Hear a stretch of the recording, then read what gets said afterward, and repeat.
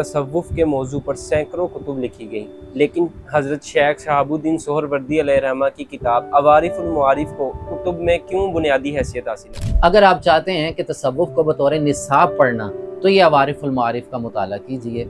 अगर आप चाहते हैं सूफ़ी बनना तो शब रोज़ इसे बतौर वजीफ़ा पढ़िए। शेख साहब नौजवानों की तरबियत के लिए कौन सा तरीका इख्तियार किया करते थे? शेख शहाबुद्दीन सोहरवर्दी अलैहिर्रहमा 10 उसूल ज़िक्र फरमाए तबलीग के। आप फरमाते हैं 5 का ताल्लुक ज़ाहिर से है और 5 का बातिन से है। तसव्वुफ़ के जो नाक़िदीन है वो कहते हैं कि जो खानकाही निज़ाम है ये शख्सियत परस्ती सिखाता है। खानकाही निज़ाम शख्सियत परस्ती नहीं सिखाता बल्कि तरबियत देता है।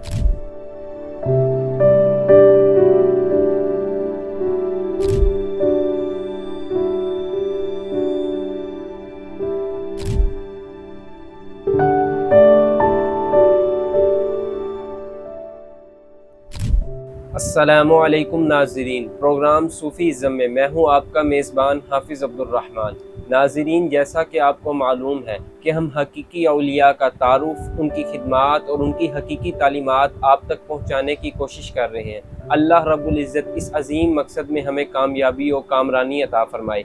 आज हम जिस खूबसूरत शख्सियत का तज़किरा करने जा रहे हैं वो इतनी अजीम शख्सियत है कि उन्होंने सारी ज़िंदगी अल्लाह और उसके रसूल की खुशनुदी और रज़ा हासिल करने के लिए गुजार दी। इंसानियत के साथ महब्बत का दर्स दिया, मखलूक को खालिक के साथ मिलाने का काम किया। वो अजीम शख्सियत सिलसिला सोहरवर्दिया के बानी शेख शहाबुद्दीन सोहरवर्दी अलैहिर्रहमा है। आपकी शख्सियत पर गुफ्तगू करने के लिए मेरे साथ मौजूद हैं डॉक्टर आबिद अली कादरी साहब। डॉक्टर साहब, अस्सलामु अलैकुम।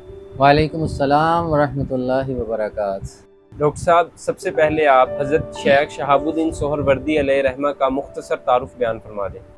अल्हम्दुलिल्लाह वस्सलातु वस्सलामु अला रसूलिल्लाह। जिस हस्ती की बारगाह में हमने हदिया अक़ीदत पेश करना है कि जिसकी खुशखबरी पीरान पीर दस्तगीर हुज़ूर गौस पाक ने दी और जिनकी बशारत आका करीम सल्लल्लाहु अलैहि वसल्लम ने आलम रोया में इनकी वालदा माजिदा को अता फरमाई है, और सिलसिला सोहरवर्द के जद्द वाला शेखुल मशाइख जनाब हज़रत शेख शहाबुद्दीन उमर सोहरवर्दी रहमतुल्लाह ताला अलैह हैं। आप 14 वास्तों से सिद्दीकी हैं और आपके वालिद गिरामी हज़रत अबू बकर सिद्दीक़ रज़ी अल्लाह तआला अन्हु की औलाद पाक से हैं।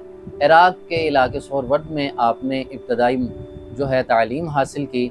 आपकी शख्सियत पे जिन शख्सियात का बहुत असर रहा उनमें सबसे ज़्यादा गहरा असर जामिया निज़ामिया के प्रिंसिपल आपके चचा अबू नजीब अब्दुल काहिर सोहरवर्दी रहमतुल्लाह ताला अलैह हैं। आपके ही हल्का इरादत में रहे, दस्ते बैत भी रहे आप, और अपने चचा से ही इक्तिसाब इल्म हासिल किया। ख़तीब बगदादी जैसी हस्तियाँ और बड़े जय्यद उलमा से आपने इक्तिसाब फैज़ हासिल किया, इक्तिसाब इल्म हासिल किया। और ताज्जुब की बात है 16 साल की उम्र है तो इब्तदाई शबाब है और इल्म जो उस वक्त के मुरवजा उलूम थे उस पर दस्तरस थी। हत्ता कि आपके चचा हुज़ूर गौस पाक रज़ी अल्लाह तआला अन्हु के हम जलीस हैं और आपकी बारगाह में बैठने वाले थे। 16 साल की उम्र में गौस पाक सरकार की बारगाह में जब लेके जाते हैं और कहते हैं ये नौजवान अभी 16 साल की उम्र में इल्मुल कलाम का माहिर है और इल्मुल कलाम की दक़ीक़ कुतुब का हाफिज़ है। और जब गौस पाक सरकार ने निगाह डाली और आपकी निगाह करम में जब आते हैं तो ज़ाहरी उलूम से माला माल थे, फिर आपने बातिनी उलूम भी अता फरमाए। तो यहाँ से आपके बातिन का सिलसिला और सफ़र भी जारी हो जाता है। यूँ समझ लिए कि आज का नौजवान 16 साल की उम्र में वो कहाँ खड़ा है, और हमारे शुयूख का आलम देखिए, इन हमारे पीरान इज़्ज़ाम का आलम देखिए, हमारे सल्फ़ सालिहीन का आलम देखिए कि 16 साल की उम्र में ज़ाहरी उलूम तय कर चुके हैं और बातिन का सफ़र शुरू हो चुका है। यहाँ तो ज़ाहरी उलूम भी पता नहीं होता और बातिन का तो आगाज़ अभी बहुत दूर रहता है। तो वो जवानियाँ पाक हैं उनकी, उनका आलम शबाब पाकीज़ा ताहिर है। तो इसी वजह से वो उलूम हासिल करने वाले भी और हज़म करने वाले भी अफराद थे। ज़ाहरी उलूम से जिसका बर्तन मुकम्मल होता है उसे बातिन दिया जाता है, जिसका ज़ाहिर पाक होता है उसी का ही बातिन पाक होता है। जो ज़ाहरी उलूम पे मुकम्मल दस्तरस रखता है उसे बातिन दिया जाता है, क्योंकि जो ज़ाहरी उलूम ही नहीं चाहता, आज यहाँ ये भी एक मसला है कि ज़ाहरी उलूम की ज़रूरत नहीं, बातिनी उलूम ही काफ़ी है। और लोग दावा करते हैं हमारे पास बातिन का इतना इल्म है, ज़ाहिर हमने क्या करना है। नहीं, ये सिलसिला तरीक़त के ख़िलाफ़ है कि जिसके पास ज़ाहिर नहीं उसके पास बातिन भी नहीं मिलता। तो इब्तदा देखिए कि इब्तदाई इल्मी घराने में आपका इब्तदा है और आपने निगाह खोली है, उसी में तालीम और तरबियत हासिल की है। پھر بڑے بڑے شیوخ سے ملاقات بھی ہے اور ان سے اکتساب فیض بھی ہے۔ ڈاکٹر صاحب یہ بتائیں کہ آپ کے افکار و نظریات پر کن اساتذہ کا خاص طور پر اثر تھا اور آپ سے کن لوگوں نے اکتساب فیض کیا؟ آپ کی زندگی پہ سب سے گہرا اثر آپ کے چچا جان کا ہے، پھر اس کے بعد حضور غوث پاک رضی اللہ تعالیٰ عنہ سے بہت زیادہ ملاقاتیں ہیں، اور ابتدائی دور سے ہی آپ کی ہم جلیس رہے ہیں اور آپ کی مجلس واعظ میں آتے رہے ہیں۔ پھر ظاہری علوم کے لیے مشائخ سے آپ نے بہت سا اکتساب کیا ہے۔ اس کے بعد غوث پاک سرکار کا فرمان ہے آپ کے متعلق کہ عراق کا آخری فرد ہے جس کو اللہ اتنا عروج عطا فرمائے گا، اور واقعی جو عروج اللہ نے آپ کو عطا فرمایا ہے حضرت شیخ شہاب الدین سہروردی علیہ رحمہ کو آپ تک آج تک کبھی کوئی نہیں پہنچ سکا ظاہری اور باطنی علوم میں۔ تو پھر آپ نے جو ہیرے جو اس کائنات عزیز کو دیے ہیں، اس عالم کو دیے ہیں، وہ بھی باکمال ہیں۔ آپ کا فیض یوں سمجھیے اکتساب کے اعتبار سے بھی باکمال ہے، اور آپ کے فیوز و برکات جو عطا کرنے کا انداز ہے وہ بھی باکمال ہے۔ یوں سمجھیے شرق تا غرب تک آپ کا فیض پہنچا ہے، پاکستان کی سرزمین تک بڑے بڑے صوفیہ کے بار آپ کے سلسلہ فیض کو لے کے آگے چلے ہیں۔ حضرت شیخ بہاؤالدین سہروردی رحمۃ اللہ تعالیٰ علیہ دیکھ لیجئے، سخی سرور رحمۃ اللہ تعالیٰ علیہ آپ دیکھ لیجئے، اسی طرح ایران، عراق اور ماوراء النہر کا علاقہ دیکھ لیں، اور بر صغیر کا علاقہ دیکھ لیجئے، اسی طرح مغرب تک بھی علاقے ایسے ہیں جہاں آپ کا فیض پہنچا ہے۔ اور آپ کے فیض کا انداز یہ ہے کہ آپ کے متعلق ملتا ہے کہ آپ جس پہ نگاہ کرم فرما دیا کرتے تھے، آنے واحد میں دل کی دنیا بدل جایا کرتی تھی۔ فرماتے ہیں ایک روز آپ کے اوپر وجد کی کیفیت ہے، دوران محفل آپ زار و زار رو رہے ہیں، دوران محفل آپ نے گریہ و زاری کی حالت میں ایک حدث بلند کیا، یا اللہ تو جانتا ہے میں تیرا بندہ ہوں اور میں بخیل نہیں، جو انوار و تجلیات یا اللہ اس وقت تو نے مجھے میسر عطا کیے ہیں، میری دعا ہے کہ میرے رفقا کو بھی عطا فرما دے۔ اور آپ کی کیفیت کا اثر یہ ہوا، اس دوران جتنے آپ کے ہم جلیس تھے، آپ کے رفقا اس مجلس میں بیٹھے تھے، سب کی دل کی دنیا بدل جاتی ہے، وہ دنیا سے بے رغبتی کرتے ہوئے روحانیت کی طرف، ولایت کی طرف، اللہ کی محبت کی طرف گامزن ہو جاتے ہیں۔ یوں سمجھیے عام لفظوں میں کہ پوری مجلس میں جتنے لوگ تھے سب کو ولایت عطا کر دی۔ یہ آپ کے فیض کا انداز تھا۔ ڈاکٹر صاحب یہ بتائیں کہ تصوف کے موضوع پر سینکڑوں کتب لکھی گئیں، لیکن حضرت شیخ شہاب الدین سہروردی علیہ رحمہ کی کتاب عوارف المعارف کو کتب میں کیوں بنیادی حیثیت حاصل ہے تصوف کی کتب میں؟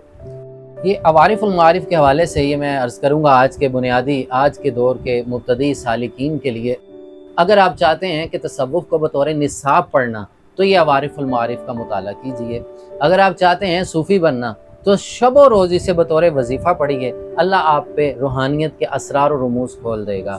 حضرت بابا فرید گنج شکر جیسی ہستیاں جب عوارف کا درس دیا کرتی تھی تو آپ کے اوپر جذب کی کیفیت آ جاتی۔ حضرت نظام الدین اولیاء محبوب الہی جب اپنے خاص رفقا کو بلاتے تو جب آپ کے خاص خلفاء آپ کی مجلس میں موجود ہوتے تو پھر آپ فرماتے عوارف کو کھولو، اس کی بات کرتے ہیں، اور جب عوارف کا درس دیا کرتے تو ان کے اوپر ایک ایسی جذب کی کیفیت آیا کرتی ہے، ایسا کیف اور سرور ورود ہوا کرتا کہ پھر پوری مجلس پہ وہ روحانیت ظاہر ہو جایا کرتی اور اس روحانیت کا تسکین نازل ہوا کرتا۔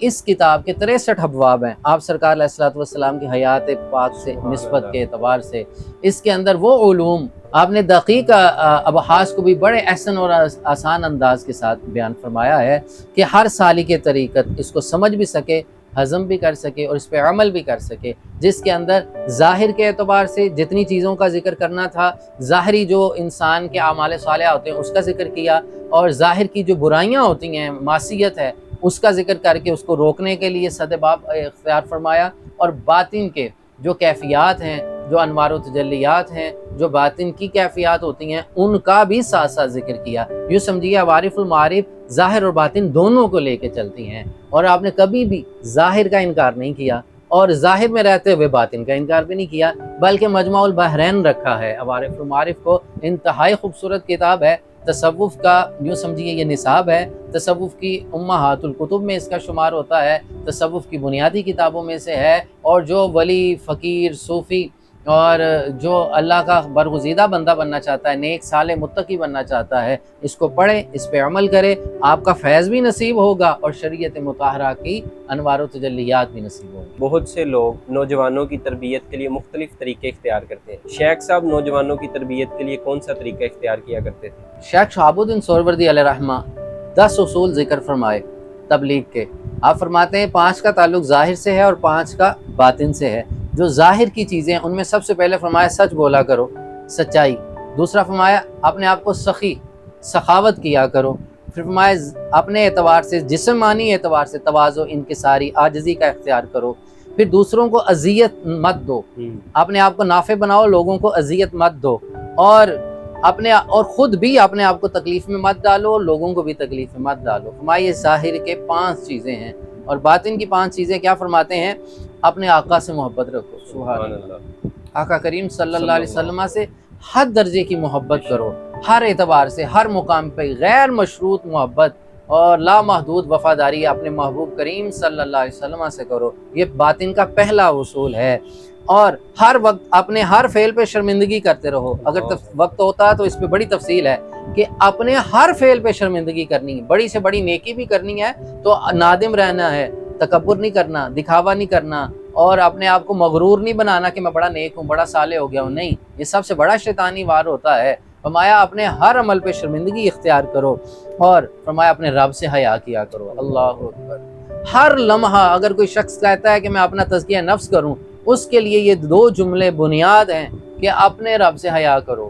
اب رب سے تو کوئی چیز چھپی ہوئی نہیں ہے، رب تعالیٰ کی بارگاہ میں کوئی چیز مخفی ہو کے بھی مخفی نہیں رہتی، تو لہٰذا اپنے رب سے حیا کیا کرو، اور ہر وقت اپنے آقا کے وصال کی امید رکھو، سبحان اللہ، حضور کے دیدار کے لیے، حضور کے قرب کے لیے، حضور کی مجلس کے لیے، حضور کی بارگاہ کی حضوری کے لیے ہر وقت تیار رہو۔ اس کا تیار رہنے کا مطلب کیا ہے؟ ظاہر باطن پاک رکھو، کبھی بھی بلاوا آ سکتا ہے۔ یوں سمجھیے کہ آپ حضور کے در دولت کے باہر کھڑے ہیں، اندر سے کبھی بھی آواز آ سکتی ہے اور آپ کی باری آ سکتی ہے۔ تو 24 گھنٹے میں کوئی ایک لمحہ ایسا نہیں ہونا چاہیے کہ آپ اپنے آقا سے غافل ہو جائیں اور اپنے محبوب علیہ الصلوۃ والسلام کی حضوری سے غافل ہو جائیں۔ ہر وقت اپنے آپ کو پاک صاف رکھیں، زبان پاک رہے، نگاہ پاک رہے، جسم پاک رہے، لباس پاک رہے، یہ ساری پاکیاں ملیں گی تو بڑی پاک بارگاہ سے بلاوا آ جائے گا۔ تو شیخ فرماتے ہیں کہ ہر وقت اپنے رب سے حیا بھی کرتے رہو اور اپنے آقا کریم صلی اللہ علیہ وسلم سے ملنے کی امید بھی رکھو، اور ہر لمحہ اپنے آقا کی جدائی کا خوف بھی رکھو۔ اللہ اکبر۔ یہ جو 5 چیزیں ہیں اللہ کرے میں میسر آ جائیں۔ ہر وقت حضور سے ملنے کا مشتاق ہجر اور وصال کے درمیان فقیر زندگی گزارتا ہے، ہجر و فراق میں تڑپتے ہوئے وہ اپنے مولا سے جا ملتا ہے۔ ہجر میں بھی اسے لذت ملتی ہے، وصال میں بھی اسے لذت ملتی ہے، صحو میں بھی اسے لذت ملتی ہے، سکر میں بھی اسے لذت ملتی ہے، کیف میں بھی یہ پرسکون رہتا ہے اور ہجر میں بھی پرسکون رہتا ہے۔ یہ اپنی زبان پہ شکوہ نہیں لاتا۔ اگر وہ کہتا ہے جدائی تو جدائی بھی کاٹنے کی برداشت ہمت پیدا کرتا ہے، کیونکہ یہ مرد ہے، یہ فقیر اللہ ہے، یہ صوفی وقت ہے، یہ اللہ کا بندہ ہے، یہ ہر وقت اللہ اس کے رسول کی یاد میں گم رہتا ہے، اس کے سامنے اللہ اور رسول کی بارگاہ میں حاضر رہتا ہے، موجود رہتا ہے، حضوری میں رہتا ہے۔ پھر سارے حجابات اٹھ بھی جاتے ہیں، اسرار و رموز بھی ملتے ہیں، کیف و سرور بھی ملتا ہے، نگاہ بھی ملتی ہے، عطا بھی ملتی ہے، سخا بھی ملتی ہے، غنا بھی ملتا ہے، اور رب کی رضا بھی مل جاتی ہے۔ اللہ یہ سب ہمیں نصیب فرمائے۔ یہ آپ کا تبلیغ کا انداز ہے۔ تصوف کے جو ناقدین ہیں وہ کہتے ہیں کہ جو خانقاہی نظام ہے یہ شخصیت پرستی سکھاتا ہے، تو آپ اس اعتراض کو کس نظر سے دیکھتے ہیں؟ خانقاہی نظام شخصیت پرستی نہیں سکھاتا بلکہ تربیت دیتا ہے۔ یوں سمجھیے ناقدین ہر چیز کو نقد کی نگاہ سے دیکھتے ہیں اور شر کی نگاہ سے دیکھتے ہیں، اور جو اچھے لوگ ہیں جن کو اللہ نے یقین کامل عطا کیا ہے، جن کے ذہن پاکیزہ ہیں، وہ ہر چیز کو پاکی کی نگاہ سے دیکھتے ہیں۔ یوں سمجھیے ہر شیخ نے اپنے شیخ کا ادب کیا ہے۔ شیخ شہاب الدین سہروردی علیہ رحمہ، آپ کے پاس آپ کے شیخ کا ایک رومال تھا، وہ نیچے گر گیا، نیچے گرا تو ایک دم اٹھایا، سینے سے گرا، زار و زار رونے لگے، کہتے قیامت تک مجھے شرمندگی رہے گی کہ اپنے مرشد کے ایک رومال کا ادب نہ کر سکا۔ یہ شخصیت پرستی نہیں ہے، یہ مقام ادب ہے۔ شخصیت پرستی اور چیز ہوتی ہے، مقام ادب اور ہوا کرتا ہے۔ جو اللہ کے بندوں کا ادب نہیں کرتا وہ اللہ کے صالح بندوں کا ادب نہیں کرتا، جو صالح بندوں کا ادب نہیں کرتا وہ صحابہ کا نہیں کرتا، جو صحابہ کا نہیں کرتا وہ اہل بیت کا نہیں کرتا، جو اہل بیت کا نہیں کرتا وہ رسول اللہ کا ادب کیسے کرے گا، جو حضور کی بارگاہ کا ادب نہیں کرتا وہ اللہ کی بارگاہ کا ادب کیسے کرے گا۔ یہ ایک تسلسل ہے، ہر شیخ نے اپنے مرید کو ابتدا سے آداب سکھائے ہیں، اور یہ ساری کی ساری تیاری ایک دن کے لیے ہے۔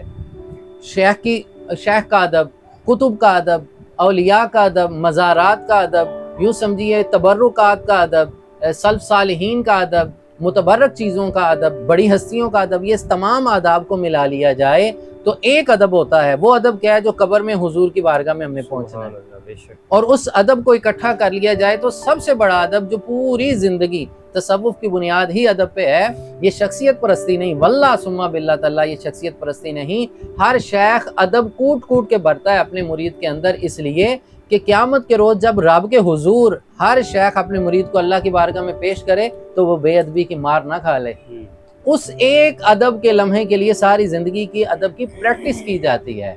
یہاں ریسل کی جاتی ہے کہ 50,000 سال کا دن ہے، ادھر اللہ کے حضور حاضر ہونا ہے، وہاں بے ادبی نہ ہو، قبر میں بے ادبی نہ ہو کہ حضور کی بارگاہ میں ہم نے حاضر ہونا ہے۔ تو شیخ ادب سکھا رہا ہوتا ہے، شخصیت پرستی نہیں سکھا رہا ہوتا۔ اللہ اس کے رسول کی بارگاہ میں پیش کرنے کی جو تمام تر آداب ہیں، اللہ نے جبریل امین کو 70,000 سال تک ادب سکھایا، میرے محبوب کی بارگاہ میں کیسے جانا ہے۔ اس سنت پہ عمل کرتے ہوئے ہر شیخ اپنے مرید کو ادب سکھا رہا ہوتا ہے۔ پہلے وہ اپنی بارگاہ کا ادب سکھاتا ہے کہ اس کی ٹریننگ ہو، کیونکہ استاد ہے نا، مرشد استاد ہوتا ہے۔ پھر اسی طرح وہ آگے بھیج دیتا ہے غوث پاک سرکار کی بارگاہ میں، وہ آگے بھیج دیتے ہیں حضور مولا کائنات کی بارگاہ میں، وہ آگے پیش کر دیتے ہیں حضور کی بارگاہ میں، پھر سرکار اپنی امت کو اللہ کے حضور پیش کرتے ہیں۔ یہ ادب کا سلسلہ ہے، شخصیت پرستی نہیں۔